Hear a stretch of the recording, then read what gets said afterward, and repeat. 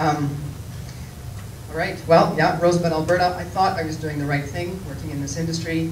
I fell in love with this province when I finished my university degree, finished my master's, and I came out here, and most days when I wake up, I'm horrified that I'm an Albertan, and I love Albertans, and I love this province. My frack story is long and complicated. It's so filled with grief, I do not know how to tell it. I've been trying to prepare for today for a long time, and the story jumps all over the place because there are so many things. Most of the story, I'm not even going to tell you. I'm just giving you a very small part of it. I cannot believe it's my story. There's details on the website about my statement of claim and a lot more information. I've had many people complain to me when they finished reading the statement of claim because they wanted more. They could not believe what they read. And it read like a thriller. I cannot believe that my community was fracked in cold blood. Some of my story is too terrible to tell. I believed in Canada. I believed our regulators and elected officials. I believed Alberta was better than this. I never knew there could be so many betrayals. I am honored to be here today, but I would rather be home. I'm a solitary kind of being. I'm very private. I love my land. I love walking my land with my dog. This is Magic on our land last summer. And I'd way rather be home with him than be fracked. So the wells start out just a few. I've seen them here in your community. They're starting. The Encana landman says, oh, just one well. Just one compressor for now. This is from an industry CEO who never have control. Fractures will always go into the path of least resistance. More Encana wells. 34 wells posted here. The US Geological Survey, you heard Andrew talk about them. They did a study in the 90s, Chafin and others, and they reported that more than 50% of contaminated water wells were caused by man-made pathways. Risks to groundwater increase as these man-made pathways increase in density. In the Tyndall Centre in the UK, they studied fracking in the US. They also the UK opened the doors to fracking, experienced some earthquakes, and immediately shut the door shut on fracking. They concluded significant, they don't say some, significant potential risks to environment and health.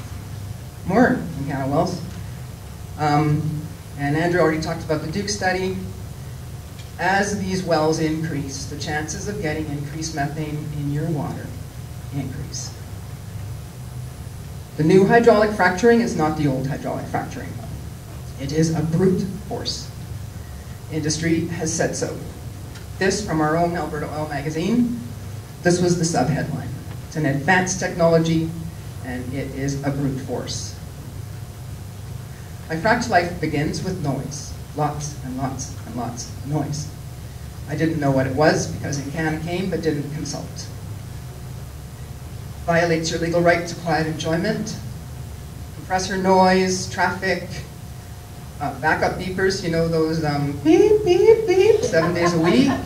I love to hang in the hammock with my dogs. They drove me inside in the summer and I closed the windows. And of course all the rigs. Personality, thank you Gary, I don't know about my personality anymore, but I bought my property because I fell in love with that old farmhouse. It's over 100 years old. I love prairie architecture, and I love art. I want to introduce you to Luby Lubberlips. She came from the East Coast. I used to be funny, and I used to laugh a lot. One of the things about being fracked, I find, is that I've lost my humor. And this summer, I was so sad. I took her down and put her in the old house and never had her out. She used to always make me laugh every time I came home. So, the first noise study, I complained. Canada did lots of pomp and circumstance and a great big noise study, and they put the microphone 1,000 meters east of my house. ERCB regulations say 15 meters. They put it near the highway, they put it near the community hall, but most damning, in Canada's noisiest compressor was turned off. I complained. The ERCB apparently had a little closed-door meeting with the noise consultants and said, no, no, no. A noise expert at the meeting told me this. So they did another noise study. This one lasted almost a month. And I think this had nothing to do with Encana wanting to mitigate the noise. I believe Encana wanted to invade my space. 30 days, almost 30 days, of people driving in and out, changing tapes, and you've got a microphone taping you for 30 days. So this one, they were much nicer with me, and they set an appointment. We put the microphone where the noise was the worst, and the required 15 meters from the house. They had the tapes running, everything was all set up. I had a meeting in the city, and I came back, was busy. It wasn't until a while later, I looked out the window one day and there was a magpie sitting on the mic. I thought, what? Oh, wait a minute. That's not where we put the microphone. So these guys moved it again when I was not there to 30 meters, not compliant. And what they did, I'll show you in a photo later, but they also had to do ambient study to find out what your noise is like in your community without all the industrial noise.